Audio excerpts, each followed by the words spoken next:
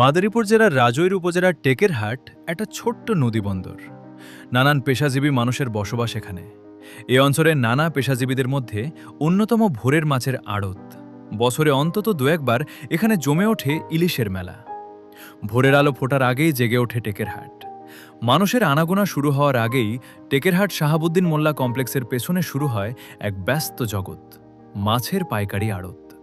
পাইকারি কেনা বেচা, দূর দূরান্ত থেকে আসে তাজা নদীর মাছ, হাওর বাওরের মাছ, চাষের মাছ।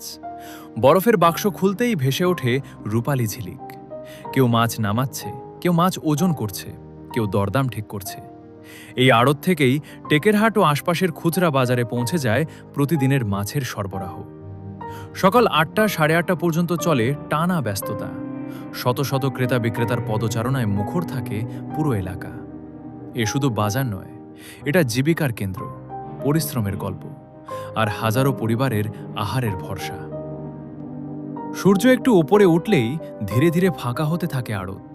কিন্তু এখান থেকেই ছড়িয়ে পড়ে দিনের খাবারের নিশ্চয়তা, পূরণ হয় আমিষের চাহিদা।